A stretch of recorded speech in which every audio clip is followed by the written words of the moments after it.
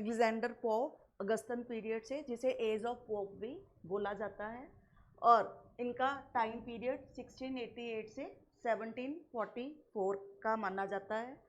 इनके major works में poems और मॉक पोइम्स आती हैं। जो उन्होंने एस्टेब्लिश राइटर्स थे, है ना, उनको बेस कर उन पर कुछ उन्होंने सरकाज़म को मतलब उनकी पोइम्स में शो किया है। Mock poem means funny poems.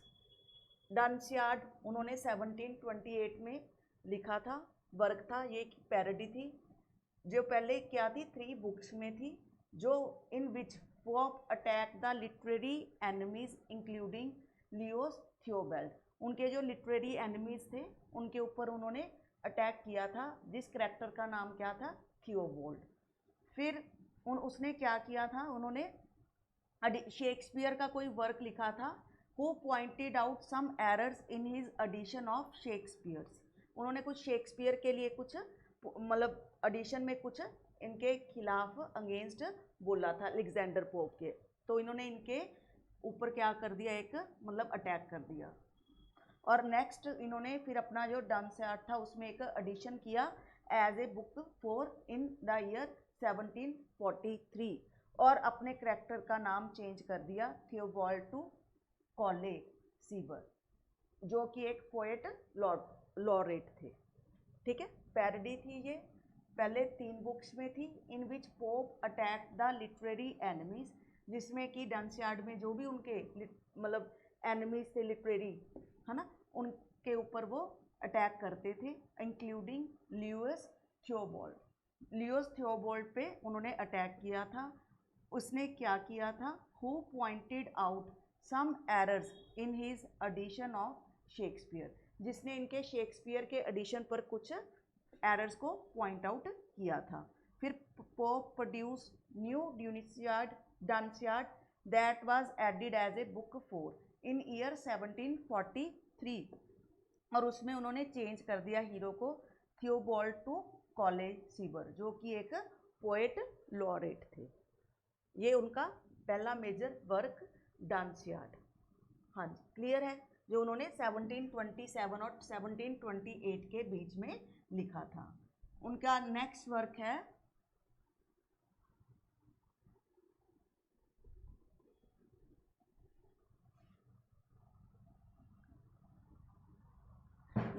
है उनका essay on criticism. Essay on criticism,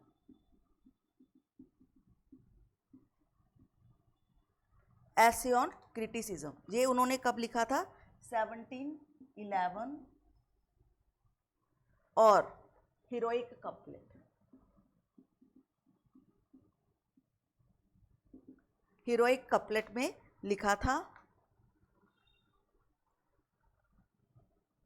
ये एक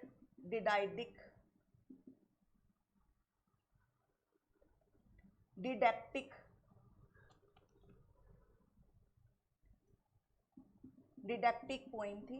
इसका मीनिंग क्या होता है, ये जो डिडक्टिक का मतलब क्या होता है कि मॉरल लेसन देती है। ये जो इनका वर्क था, ये एक हमें क्या मैसेज देता है, रीडर्स को मॉरल मतलब इसमें मॉरल मैसेज को वो कन्वे करता है।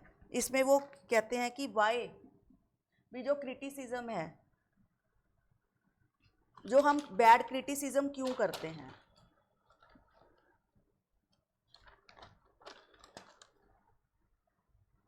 वाई वी डू, इनमें बोलते हैं why we do bad criticism.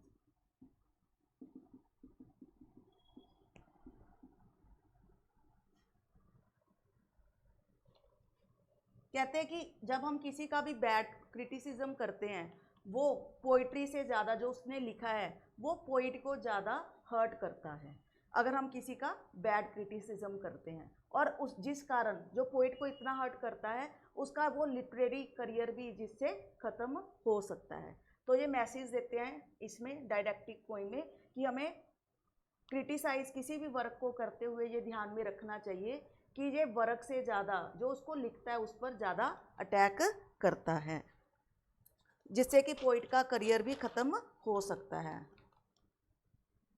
और जो गुड क्रिटिक है, जो उसका अच्छा क्रिटिक है वर्क का, उसको क्या होना चाहिए, अनबाइस्ड होना चाहिए, पक्षपात नहीं करना चाहिए,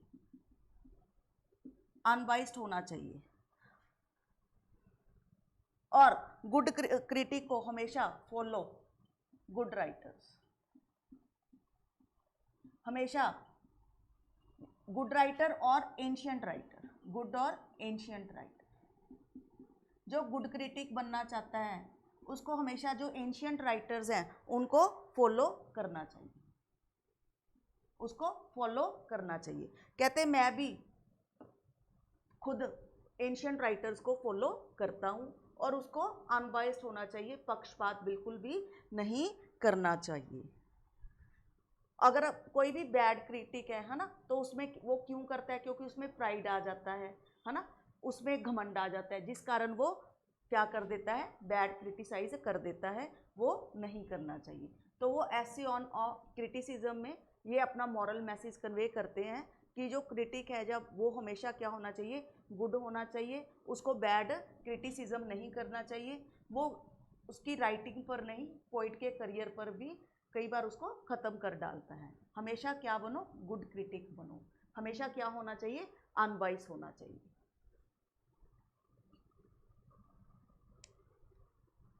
जैसे आपने मूवी देखी होगी ना, चक दे इंडिया, उसमें शाहरुख खान के साथ सेम वैसे ही होता है। उसको जब वो मैच हार जाता है ना, तो उसको एज ए मुसलमान मानकर उसको मतलब क्रिटिसाइज कर देते हैं कि इसने जानबूझकर मैच को हरा दिया, जिसके कारण उसका करियर ख़त्म हो जाता है। तो ये इसमें मैसेज देते हैं कि ऐसा नहीं करना चाहिए। नेक्स्ट उनका वर्क है an essay on man, an essay on man, जो उन्होंने 1733 और 34 के बीच में लिखा था। ये एक टर्म होती है इप्स्टल,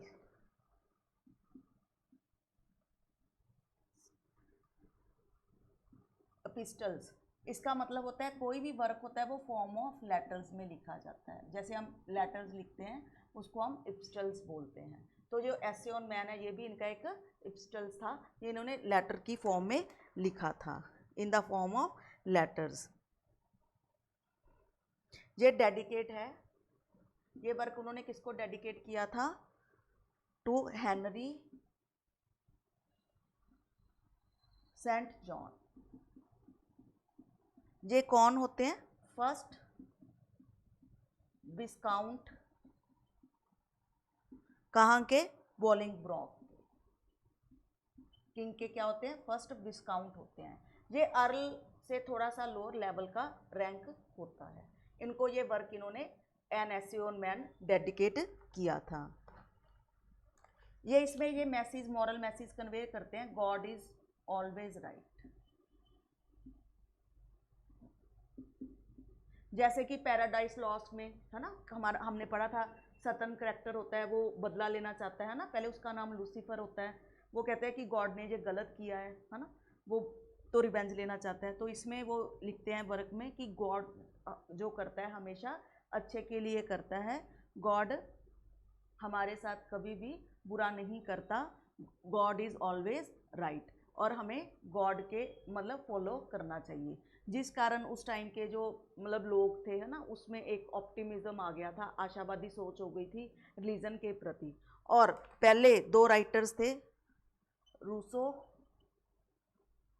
एंड वोल्टायर, इन्होंने पहले इनकी तारीफ की थी, लेकिन बाद में जब अर्थक्वेक आ जाता है वहाँ पर है ना, और काफ़ी ज़्यादा लड़ाइयाँ होती हैं, तो ये इसके कह देते हैं कि गॉड ऑलवेज राइट नहीं होता, तो ये इनके लिखे हुए वर्क को क्या करते हैं, क्रिटिसाइज करते हैं। बाद में दोनों राइटर इनके लिखे हुए वर्क को क्या करते हैं, क्रिटिसाइज करते हैं, फिलॉसफी को। फिर वो वर्क लिखते हैं स्टायर इन कैनेटाइट 1759, ठीक है। फिर वो ये स्टायर कर देते हैं इस पर, can be God is always not right, God जो हमेशा करता है वो ठीक नहीं होता, ठीक है। एन एसे ऑन मैन इन्होंने ये वर्क लिखा था, ये इंपॉर्टेंट है, किसके डेडिकेट किया था, हेनरी सेंट जॉन को। और उसमें वो क्या कहते हैं कि गॉड हमेशा राइट होता है, गॉड जो करते हैं हमारे भले के लिए करते हैं, गॉड कभी भी गलत नहीं होते। ठीक है जी, ऐसे ऑन मैन। नेक्स्ट इनका वर्क है इंपॉर्टेंट,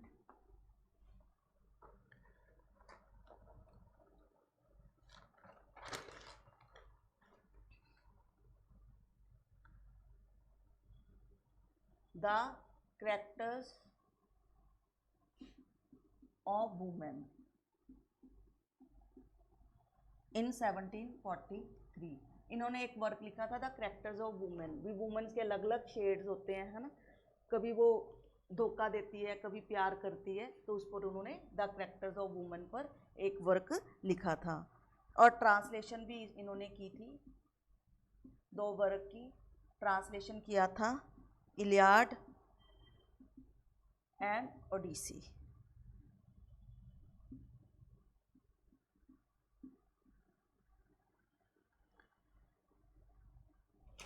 ठीक है, ये भी एक स्टायर था, ये भी इन फॉर्म ऑफ लेटर था, अपिस्टल था, ये भी वुमन पर उन्होंने एक स्टायर किया था, वुमन की नेचर के अकॉर्डिंग। और ट्रांसलेशन इसमें क्या किया है, 2 वर्क को, इलियाड और ओडिसी। बाद में इन दोनों वर्क्स को इनका मेजर वर्क माना जाने लगा। क्लियर। नेक्स्ट उनकी बहुत ही फेमस पोइम है the rape of lock.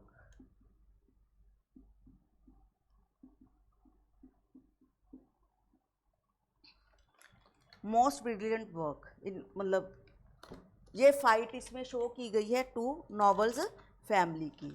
Fight को इनमें इन्होंने मतलब शो किया है द रेप ऑफ लॉक में। ये एक मॉक हीरोइक पोइम है,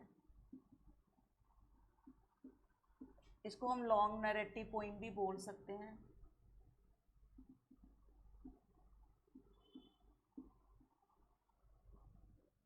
rape of lock, long narrative poem, या इसको मॉक हीरोइक पोइम भी बोल सकते हैं। देखिए, आप बोलोगे रेप ऑफ लॉक, पहले तो इसका मीनिंग समझिए।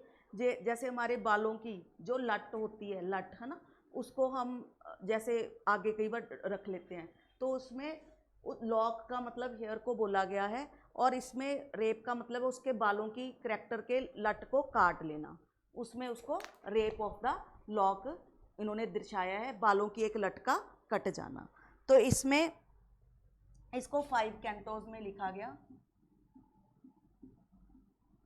5 कैंटोज में लिखा गया। इट वाज ओरिजिनली था, इट वाज फाउंड, इन्होंने ये कहाँ किया था, ओरिजिनल स्टोरी थी on an ancient period, ancient period की।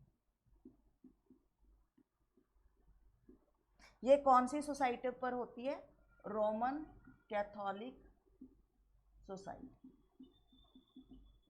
ये माना जाता है कि ये रेप ऑफ लॉक का ये इंसिडेंट है, ये एंशियंट पीरियड में हुआ था, ओरिजिनल स्टोरी थी। कौन सी सोसाइटी पे हुई थी, रोमन कैथोलिक सोसाइटी में हुई थी। यहाँ पर एक पर्सन होता है लॉर्ड पीटर, वो Arbela former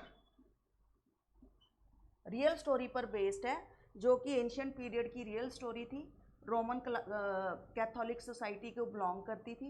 Lord Peter Arbela former नाम की लेडी का हेयर की लट वो काट लेता है, उस पर इन्होंने मोटिवेट होकर the rape of the lock work को लिखा था, पोइम को लिखा था, जो कि बहुत ही उनका इम्पोर्टेंट वर्क था, जो कि 5 कैंटोज में है। ये आप ध्यान में रखेंगे। इसको टाइम पीरियड इसका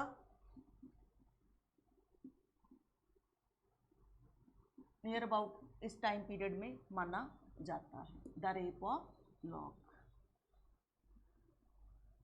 क्लियर। अब इसकी थोड़ी सी समरी देख लेते हैं, इसके करैक्टर देख लेते हैं पहले। वेलिना, ये मेन करैक्टर है, जो हमारी हीरोइन है उसकी करैक्टर है। इसका एक गार्डियन होता है, एरियल स्पिरिट होती है।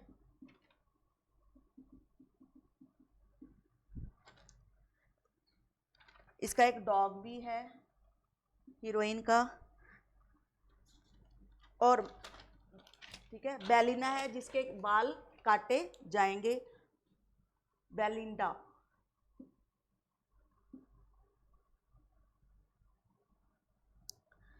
क्या होता है, जो बेलिंडा है वो सो रही होती है, सोते सोते इसको दिखाया है कि एक एरियल जो स्पिरिट है इसको प्रोटेक्ट करती है, इसको प्रोटेक्ट करती है। वो उसके नींद सपने में आकर बताती है कि तुम्हारे साथ कुछ बुरा होने वाला है, तुम जेंट से मर्दों से दूर रहना। तो उसका डॉग, ये बेलिंडा काफ़ी देर तक सो रही होती है, तो उसका जो डॉग है ना, वो भी परेशान है, भी अब बेलिंडा को उठ जाना चाहिए। तो जब वो उठती है तो वो अपने लेटर्स पढ़ने में गुम हो जाती है, और ये एरियल स्पिरिट की बात जो उसने सपने में दिखाई थी वो उसको भूल जाती है। तो फिर क्या होता है, ये आज इसने कहीं नाइट पर जाना है, कोई सोशल नाइट है, गेट टुगेदर है, वहाँ पर बेलिंडा जाना चाहती है, तो वो वहाँ जाने के लिए तैयार होती है। ये बहुत ही एक ब्यूटीफुल लेडी दिखाई है, मतलब इसमें। तो वहाँ पर जब पहुँचती है, वहाँ पर एक करैक्टर है बैरन।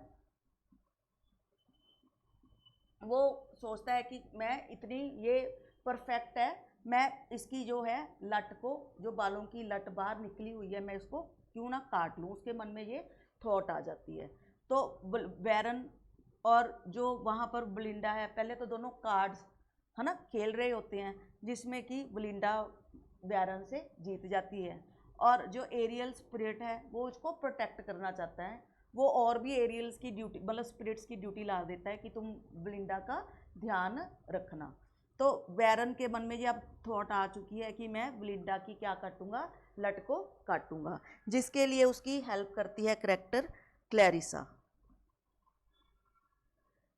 वो क्या करती है, बैरन को एक कैंची ऑफर कर देती है कि तुम बेलिंडा की लट को काट लो, और एक तरह से हथियार देती है। तो बेलिंडा की वो बैरन है जो लट काट लेता है, जिसका हमारा नाम ही है रेप ऑफ द लॉक। और जब बेलिंडा की लट काट जाती है तो वो बहुत, मतलब एक तरह से चीखती चिल्लाती है कि मेरी लट किसने काटी, है ना। तो बैरन, जब बेलिंडा की एक फ्रेंड होती है जिसका नाम है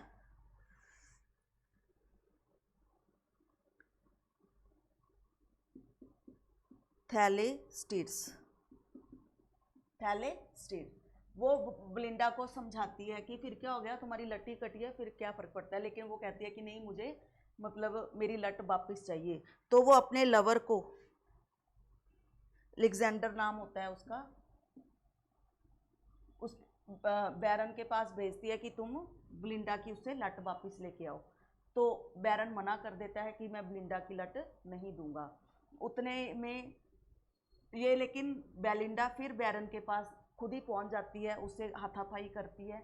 बैरन अब मरने के लिए भी तैयार है कि मैंने अपना मिशन सक्सेसफुल कर लिया है, अब मुझे मरने का भी कोई डर नहीं है। इसी बीच झपटा झपटी में बैरन से वो लट खो जाती है, और एंड में सब बेलिंडा को ये समझाते हैं कि तुम्हारी जो लट है वो आसमान में चली गई है।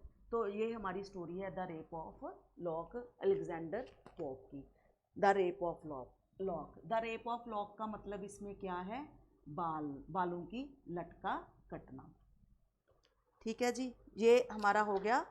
नेक्स्ट हमारा इसमें जो हमारे ईयर में वर्क है राइटर, उसको हम देख लेते हैं। नेक्स्ट राइटर हमारे आते हैं इसमें Jonathan Swift. Jonathan Swift,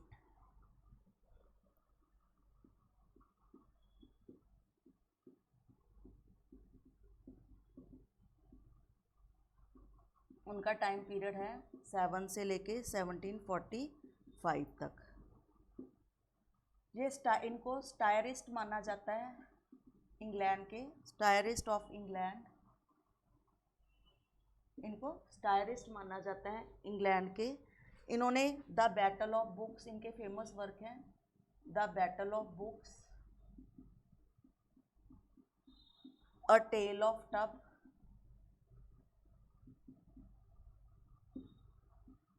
Gulliver's travel, a modest proposal.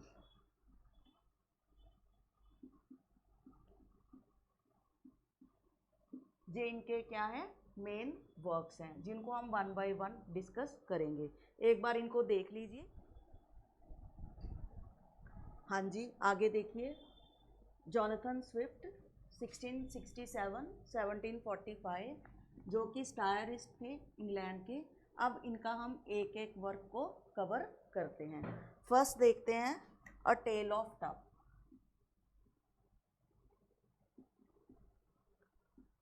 जो कि 1704 में पब्लिश किया गया था।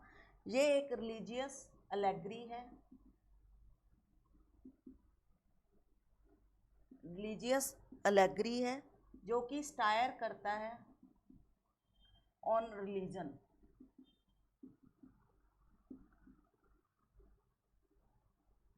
मतलब कैसे वो बताते हैं कि उस टाइम चर्च में कैसे करप्शन स्टार्ट हो गई थी, उस पर ये एक स्टायर करते हैं। आर्गुमेंट्स देते हैं अपने on three faiths, Roman Catholicism, Puritanism and Anglicanism. मतलब रिलीजन पर वो थ्री फेथ्स हैं जो स्टायर करते हैं कि करप्शन की बात करते हैं कि हर जगह करप्शन है ना। उस पर एक रिलीजन पर वो स्टायर करते हैं कि लोगों का जो फेथ है वो कैसा, मतलब बिल्कुल दिखावा मत करो, अपने जो आपके अंदर है उस पर बिलीव करो। ये लोगों को मतलब एक स्टायर करते हैं कि हर जगह करप्शन स्टार्ट हो गई है। तो रिलीजियस एलेगरी है और टेल ऑफ टफ। नेक्स्ट उनका वर्क है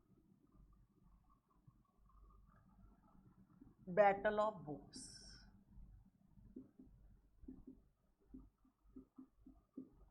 इसमें वो डिस्प्यूट शो करते हैं between ancient and modern author. किसमें डिस्प्यूट किसमें करते हैं वो? Ancient and modern author. ये बैटल है, टेक प्लेस कहाँ पर होती है? बैटल कौन सी जगह पर हो रही है? इन लाइब्रेरी, लाइब्रेरी में हो रही है। इसमें वो डिफेंड करने की कोशिश करते हैं विलियम टेम्पल्स को।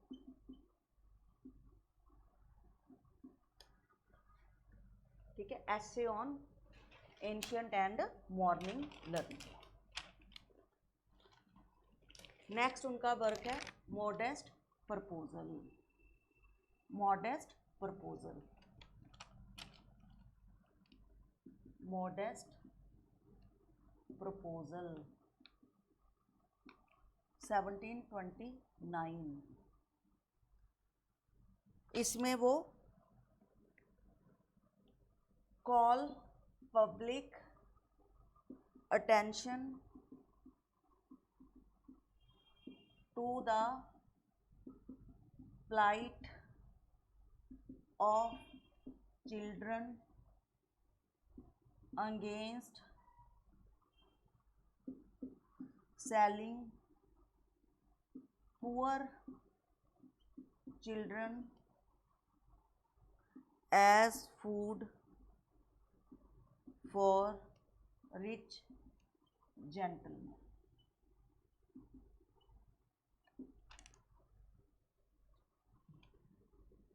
इसमें उन्होंने एक अटेंशन दी है।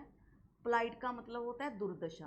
Call public attention to the plight of children against selling. भी जो पुअर बच्चे होते हैं उनको फूड के लिए रिच जेंटलमैन को जो बेच दिया जाता है, बच्चों की दुर्दशा पर वो एक ऐसे लिखते हैं, द मॉडेस्ट प्रपोजल। ये उनका नेक्स्ट वर्क हो गया। अब उनका सबसे इम्पोर्टेंट वर्क देखते हैं जिस पर काफ़ी मूवीज़ भी बनी हैं, गुलिवर्स ट्रैवल।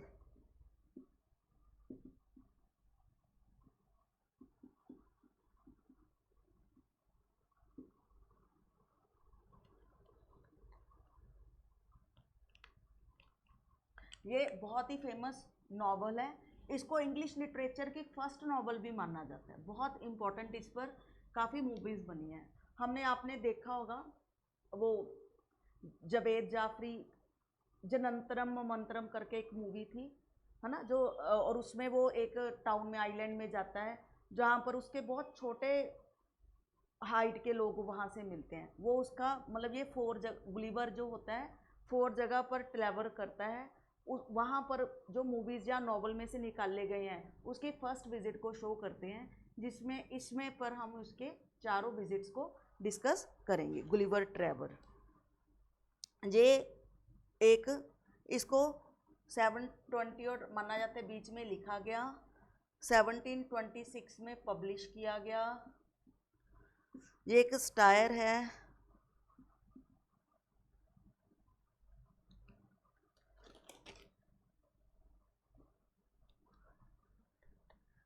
अनआइडेंटिफाइड सिटीज पर।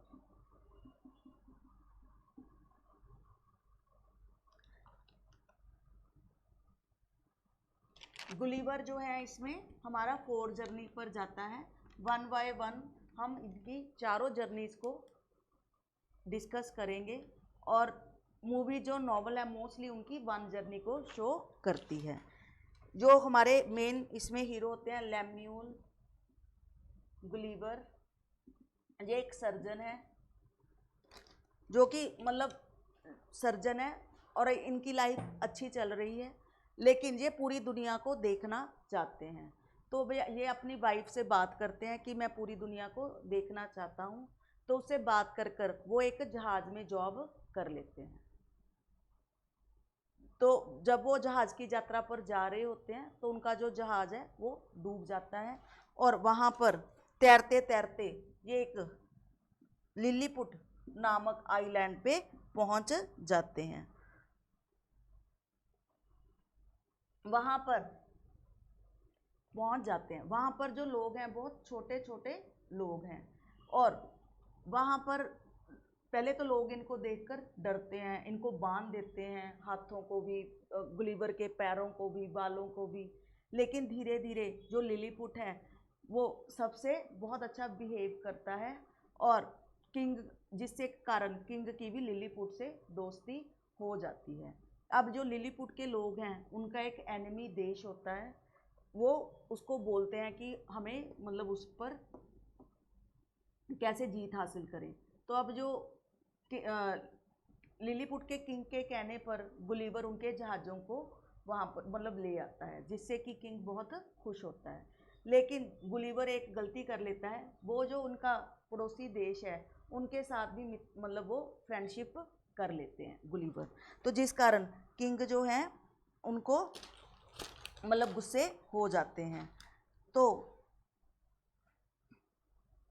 लेकिन अब जो लिलीपुट है, अब किंग चाहता है कि तुम जो पड़ोसी देश है उसको हमारा गुलाम बनाने में मदद करो, लेकिन गुलिवर ऐसा करने से मना कर देता है। तो जो अब जब जो किंग की हेल्प करने के लिए गुलिवर मना कर देता है, तो गुलिवर को आकर कुछ लोग बताते हैं कि किंग तुम्हारी आंखें निकालने वाला है। तो किंग का जो दुश्मन देश होता है, जो गुलिवर का फ्रेंड होता है, वो उसकी मदद लेता है और उससे जहाज़ लेकर वो लिलीपुट से निकल जाता है। ये हमारे उसके फर्स्ट नॉवल की स्टोरी, जो किस पे विजिट करता है वो लिलीपुट में। क्लियर। नेक्स्ट वो जाता है फिर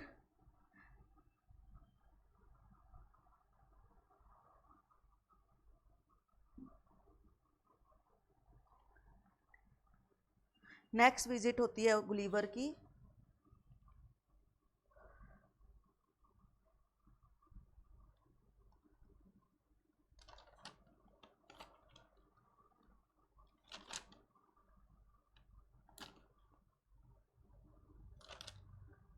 ब्रोबिंगनैग में। ब्रोबिंगनैग में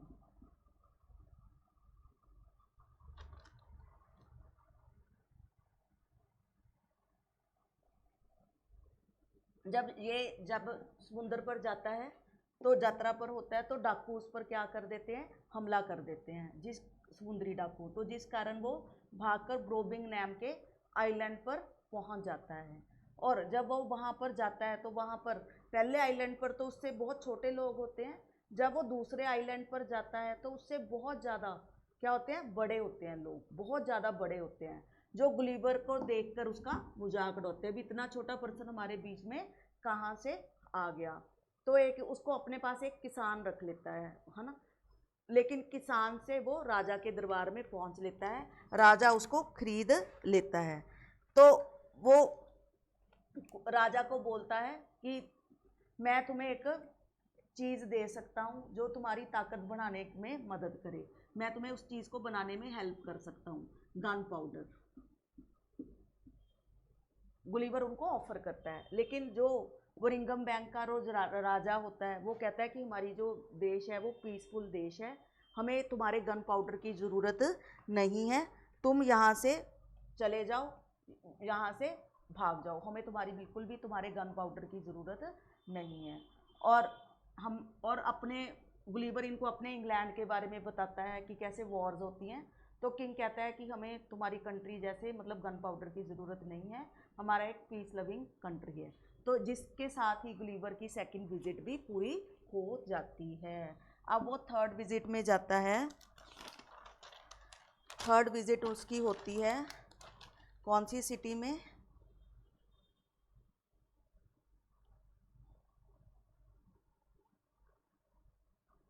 जो कि एक फ्लाइंग आइलैंड है,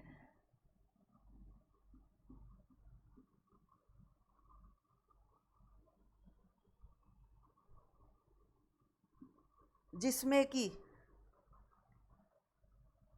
बहुत ज़्यादा मैथमेटिक्स और म्यूज़िक और बहुत ज़्यादा साइंस का रिसर्च वर्क होता है, जो कि एक उड़ता हुआ मतलब आइलैंड है। वहाँ पर वो लगाडो,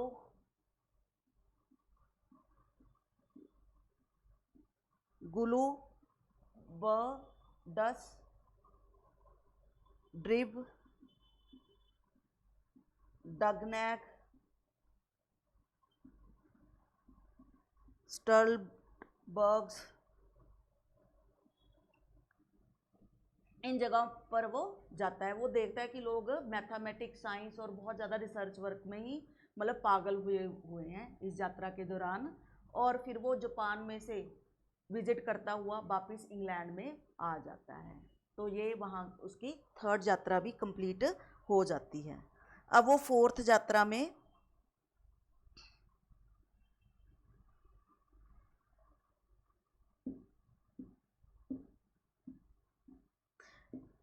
वो एक मतलब एक जहाँ आइलैंड में पहुँचता है वहाँ पर वो देखता है जो घोड़े हैं वो मतलब बोल रहे हैं, और उनकी जो सर्व कर रहे हैं वो हैं जाहूज, जो कि नेक्ड हैं। घोड़े बोलते हैं वहाँ पर, जाहूज उनको सर्व करते हैं। और जो गुलिवर है घोड़ों को अपना कॉन्स्टिट्यूशन के बारे में बताता है, और वो उसको ये जगह इतनी पसंद आती है कि वो इस आइलैंड पे ही रहना चाहता है, लेकिन उसको इस आइलैंड से निकाल दिया जाता है ये बोलकर कि तुम हमारे मतलब रह नहीं सकते, तुम हमारी सिटी को बिलोंग नहीं करते। तो जिस वजह से गुलिवर वापस आ जाता है। तो जब गुलिवर वहाँ से वापस आ जाता है तो वापस आकर इसको इंग्लैंड सिटी बिल्कुल ये लगता है कि मैं किन के बीच में रह रहा हूँ, जाहूज के बीच में रह रहा हूँ। तो वो उनको इंग्लैंड सिटी को छोड़कर मतलब उस जाहूज को छोड़कर घोड़ों के साथ वो रहना शुरू कर देता है। ये इस तरह से उसकी चारों ही यात्राएं कंप्लीट होती हैं। अब हम उनकी चारों जगह के नाम लिख लेते हैं। पहली visit Lilliput, second Brobdingnag, ये नाम आपने याद रखने हैं। थर्ड लापुटा, यहाँ पे फ्लाइंग आइलैंड होता है। फोर्थ ह्यू हिन, Q him, HOUYHNHNS,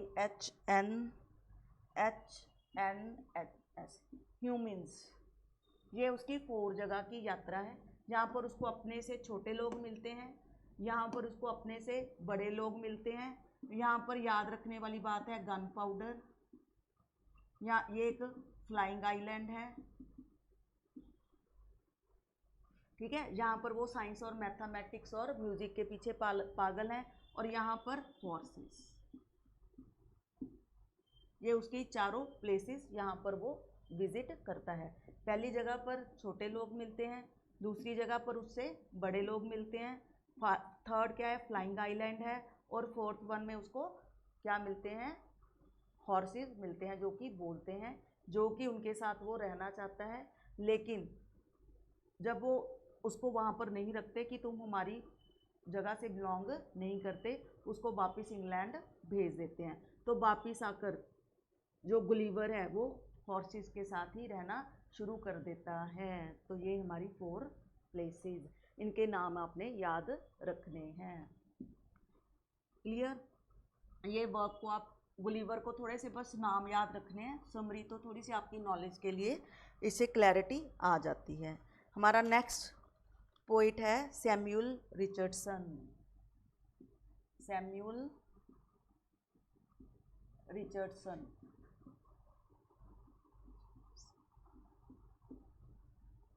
time period माना जाता है 1617-81, मतलब बर्थ ऑफ नॉवल अगर आपसे पूछ लें, है ना, 18th सेंचुरी में मोस्टली नॉवल का बर्थ हो गया था। इनको known as the father of, ये याद रखेंगे इनके बारे में, father of English novel.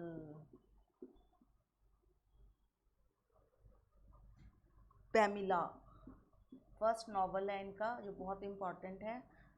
Virtue, rewarded और 1740 में लिखा था। क्लारिसा हार्बो, ये भी एक फॉर्म ऑफ लेटर में था। ये रिचर्डसन का मतलब लॉन्ग नॉवल था, बहुत ही फेमस नॉवल थे पैमिला और क्लारिसा। क्लियर? अब इनका हम वर्क देख लेते हैं पैमिला और क्लारिसा का। देखिए पैमिला में क्या होता है,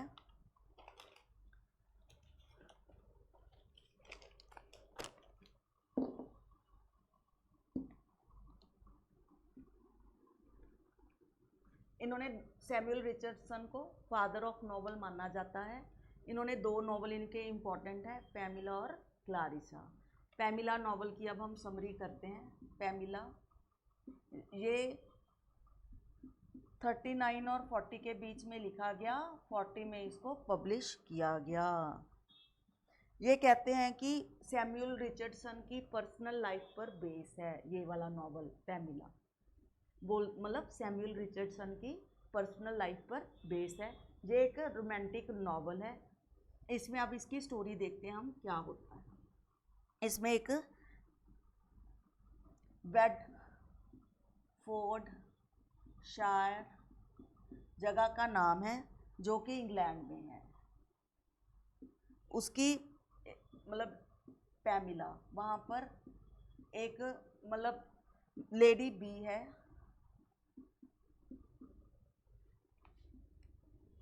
ये पैमिला उसकी सर्वेंट होती है। और पैमिला जब लेडी बी के घर पे रह रही होती है ये अपने फादर्स को मतलब पेरेंट्स को लेटर्स लिखती है। क्या लिखती है? लेटर्स लिखती है, मतलब उनको लेटर्स बहुत लिखती है। तो हर चीज़ अपने फादर पेरेंट्स को लेटर में लिखकर बताती है। लेडी बी बहुत अच्छी लाइफ लेडी है, लेकिन जब लेडी बी की डेथ हो जाती है तो उसको लगता है कि मतलब अब मेरी जॉब खतरे में है, अब मैं क्या करूं। बट लेडी बी की डेथ के बाद उसका बेटा जो है मिस्टर बी, जो कि बहुत रिच और वेल मतलब सेटल्ड है, काफ़ी उसकी रेपुटेशन है, वो बोलता है मैं किसी भी सर्वेंट को नहीं निकालूंगा, जिसका मतलब किसी भी सर्वेंट को यहाँ से जाने के लिए नहीं बोलूँगा, तो पैमिला को लगता है कि मेरी नौकरी सेफ है। लेकिन जो मिस्टर बी है वो पैमिला को, है ना, बातों ही बातों में मतलब उसको सेक्सुअली मतलब मतलब करता है, हैरेस करता रहता है बातों ही बातों में। अब ये तक उसको फिजिकली टच नहीं किया। तो पैमिला ये सारी बातें अपने पेरेंट्स को लिखकर भेज देती है।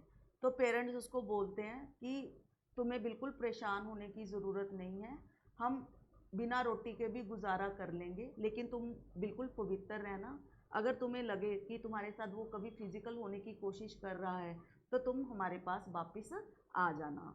तो मिस्टर बी अब उसको किसी ना किसी तरह पैमिला को अपने जाल में फंसाना चाहता है।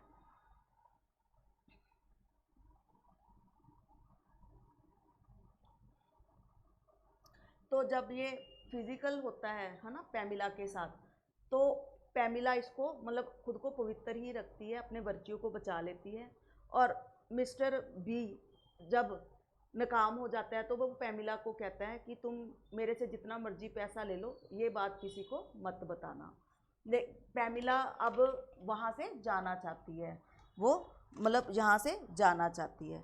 तो मिस्टर जो बी है वो धोखे से अब मिस्टर पैमिला को जैक्यूज के पास भेज देता है, जो कि दूसरे शहर भेज देता है।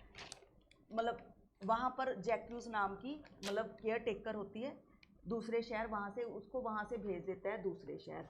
वहाँ पर वो क्या करती है, ये लेडी बहुत रूड होती है, वो पैमिला के साथ बहुत गंदा बर्ताव करती है ना। कौन से शहर भेजता है, लिंकन। वो मतलब बहुत ज़्यादा बुरा व्यवहार करती है पैमिला के साथ। वहाँ पर इसका एक दोस्त बन जाता है विलियम, जो कि एक गरीब होता है, क्लर्जीमैन होता है। तो वो विलियम, उसको पैमिला वहाँ पर भी मतलब लेटर लिखना बंद नहीं करती, वो अपने पेरेंट्स को भी लेटर लिखती रहती है।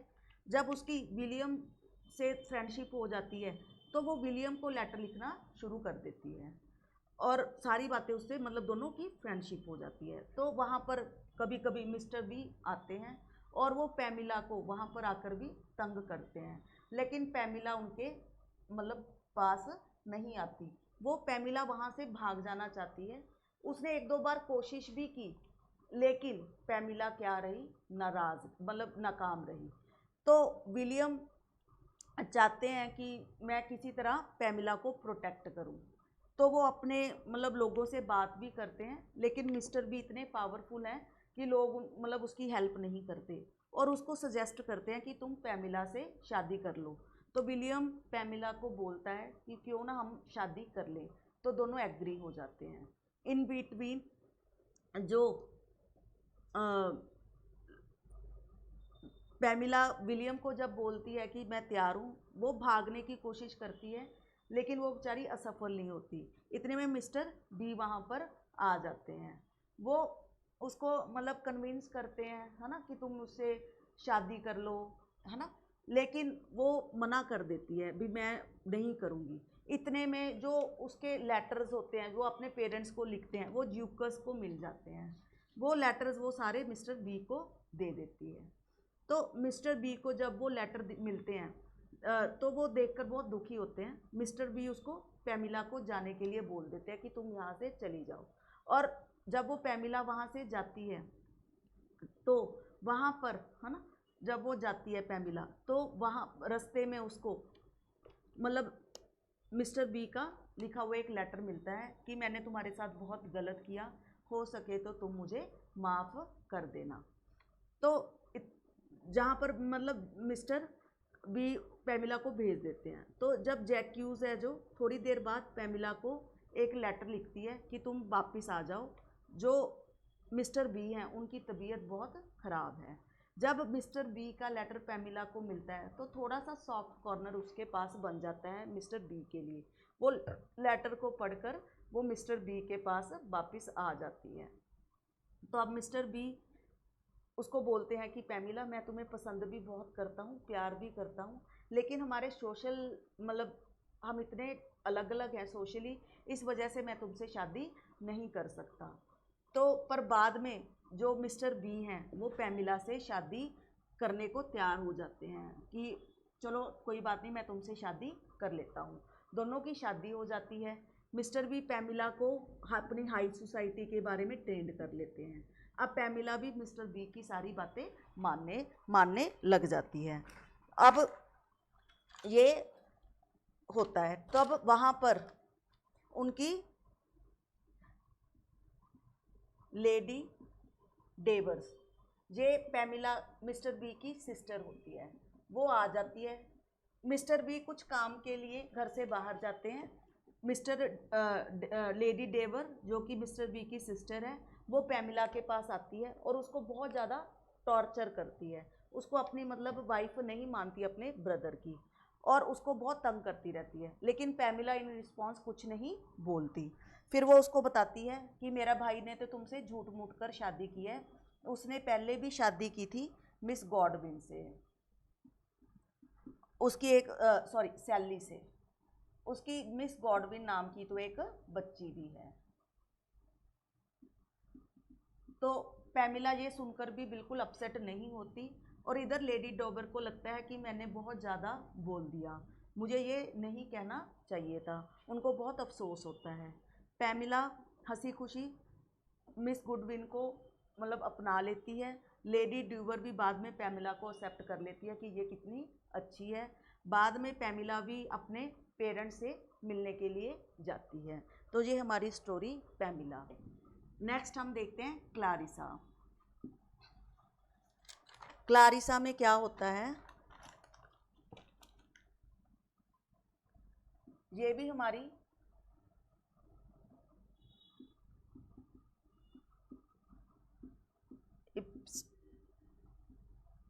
पिस्टोलरी है, मतलब लेटर्स में लिखी गई है क्लारिसा भी। इसमें क्लारिसा दिखाई है 18 ईयर्स ओल्ड गर्ल है, ब्यूटीफुल है। लवलेस नाम का एक लड़का होता है जो कि उसकी बहन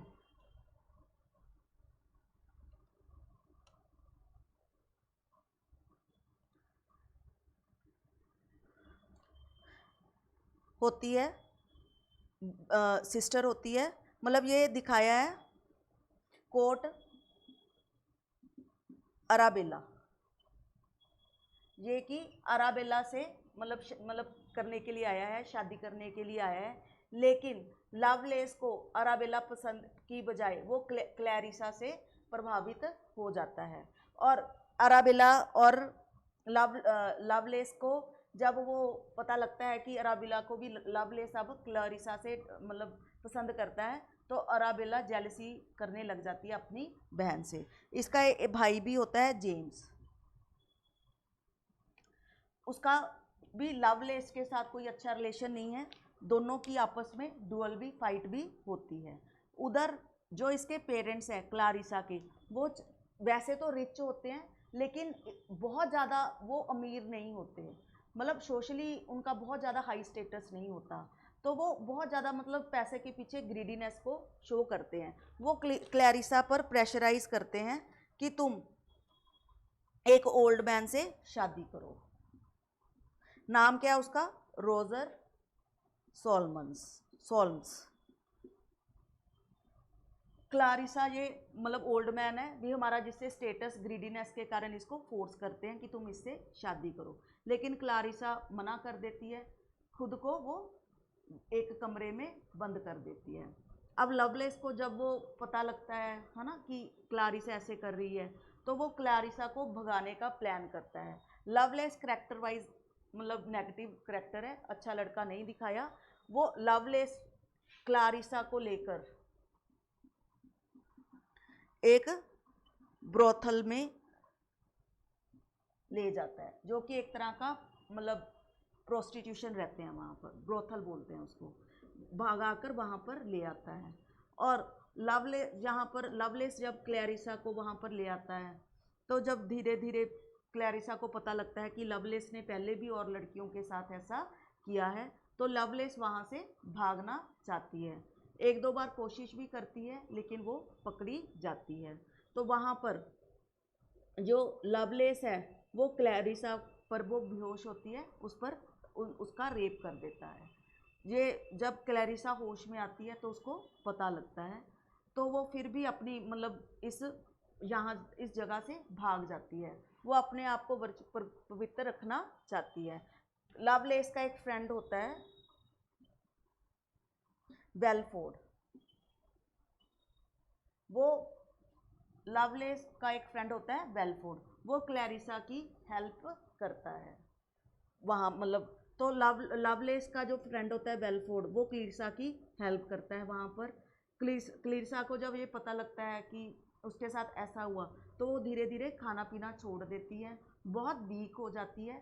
और अब उसको पता है कि मैं मरने वाली हूँ, डेथ मेरी निश्चित है। तो एक दिन ऐसे करती करती वो क्लैरिसा की डेथ हो जाती है, क्लैरिसा मर जाती है क्योंकि इतनी वीक हो जाती है। जब उसके पेरेंट्स को पता लगता है तो उसको लगता है कि हमने क्लैरिसा के साथ बहुत गलत किया, हमने उसके साथ बहुत ज़्यादा ज़्यादती की। तो जो उसके भाई बहन भी होते हैं उनके उनके साथ भी बाद में बहुत अच्छा नहीं होता, वो दुख में अपना जीवन व्यतीत करते हैं। बेलफोर्ड का जीवन बाद में अच्छा निकलता है। तो ये क्लैरिसा की समरी। ये हमारा अगस्तन पीरियड में आज हमने 3 राइटर्स को डिस्कस किया है। अब हमारे जो राइटर्स रह गए हैं उसको हम कल वाले वीडियो में डिस्कस करेंगे। इनको अच्छे से देखिए। Thank you very much.